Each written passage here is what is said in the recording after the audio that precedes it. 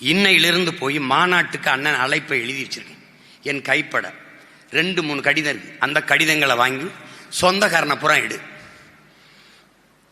தங்கச்சி கல்யாணம், இல்ல தம்பி கல்யாணம், உனக்கு கல்யாணம், பிள்ளைக்கு காது குத்து, புது வீடு கட்டி போற, இதுக்கு எப்படி அழைப்புதலை கொடுப்ப? அப்படி கொடு.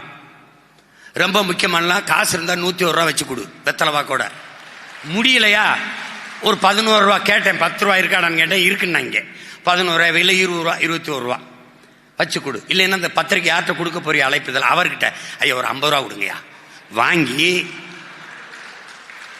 அதையே அவர் வெத்தலைவாக்கோட வச்சு ஐயா எப்படியாவது வாங்கய்யா, நான் வேற கட்சி எந்த கட்சியிலையும் இருந்து தொலைங்கய்யா, இந்த கூட்டத்துக்கு ஒரு தடவை வாங்க. ஏன் மாநாடு என்றால் எப்படி நடத்த வேண்டும் என்று கற்றுக்கொள்வதற்காக வாருங்கள்.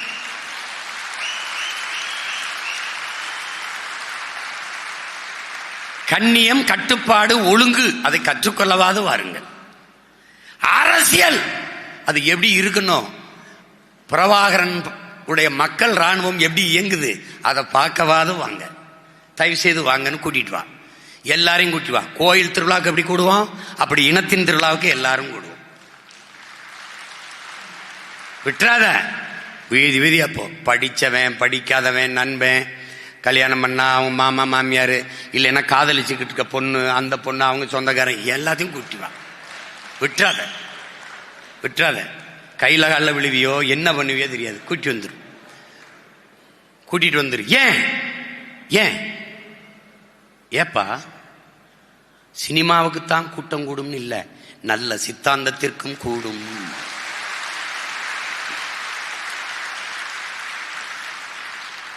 நடிகனை நேசிக்கிற கூட்டம் தான் பெருசுன்னு இல்ல, நாட்டை நேசிக்கிற கூட்டமும் பெருசு.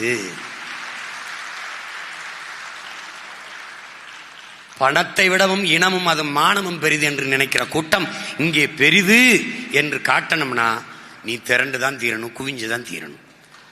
அந்த மாநாட்டிலே 234 வேட்பாளரையும் வைத்து அறிவிக்கிறோம்.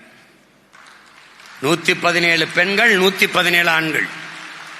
ஒரு வேட்பாளன் சோட கிடையாது. நீ அவனை நிறுத்து இவனை நிறுத்து, நீ எனக்கு முன்மொழிந்தால் அவனுக்கு வாய்ப்பே இருக்காது. நீ பேசாம இருந்தால் நான் நிறுத்துவேன். ஏண்டா இந்த நாய் வேட்டையாடி முயலை பிடிக்கும்னு கணிக்க முடியாத நான் ஒரு வேட்டைக்காரனா சொல்லு? இதனால் இவன் முடிக்கும் என்றாய்ந்து அதனை அதன் கண் விடல். எத்தனை ஆயிரம் ஆண்டுக்கு முன்னாடி நாங்கள் படிப்பிச்சிருக்கேன், நீ எனக்கு புதுசா படிப்பிக்கிற? இது தெரியாதா?